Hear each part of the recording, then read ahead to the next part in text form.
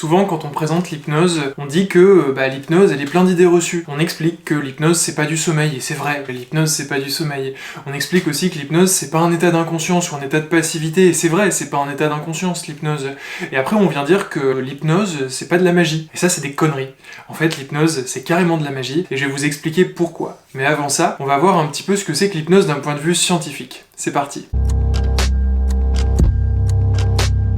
En fait, il y a eu énormément de définitions, parce que l'hypnose, tout simplement, ça existe depuis 200 berges, et on a eu le temps d'en construire des définitions. Un point par lequel il est important de commencer pour déterminer ce que c'est que l'hypnose d'un point de vue scientifique, c'est de savoir si on parle de l'hypnose en tant que produit ou en tant que procédure. C'est un professeur en psychologie américain, qui s'appelle Michael Nash, qui a déterminé ça, qui dit en fait, quand on parle d'une personne hypnotisée, il faut qu'on détermine si on parle d'une personne qui a reçu une procédure d'hypnotisation, ou si on parle d'une personne qui est dans un état d'hypnose.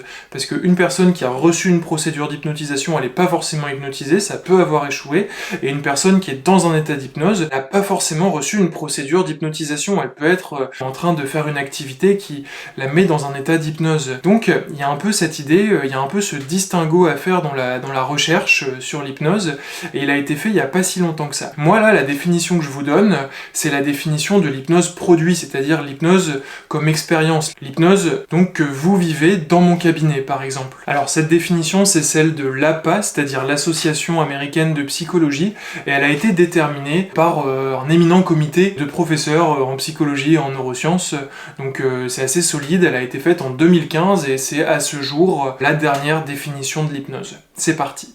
Un état de conscience, donc c'est de la conscience, on est conscient, vous voyez, impliquant une attention focalisée et une conscience périphérique réduite, caractérisée par une capacité accrue de réponse à la suggestion. C'est-à-dire qu'on réagit plus, on transforme plus facilement en expérience les paroles ou les communications de l'hypnotiseur. Je sais pas ce que vous en pensez, mais bon là, alors forcément, je l'ai présenté avec une espèce de ton un peu professoral, un peu lentement, mais cette définition, elle est pas super excitante. On parle d'hypnose quand même. Alors laissez-moi vous montrer quelque chose.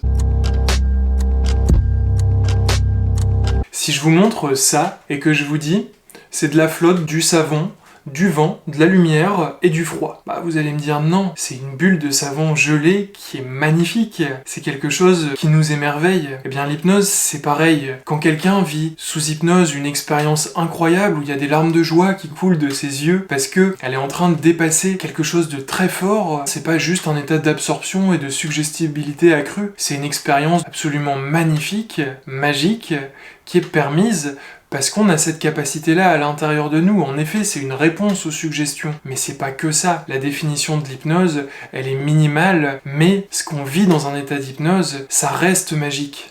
Comprendre, ce n'est pas expérimenter, et la connaissance ne devrait jamais nous dispenser de l'émerveillement. Voilà, maintenant j'espère que vous savez que l'hypnose, elle est à la fois scientifique et magique, et il y a des petites vidéos, il y a même des beaucoup plus longues vidéos qui vont pas tarder à arriver sur l'hypnose, mais aussi sur d'autres choses, donc n'hésitez pas à vous abonner, à me laisser un like si ça vous a plu, et je vous dis à très bientôt.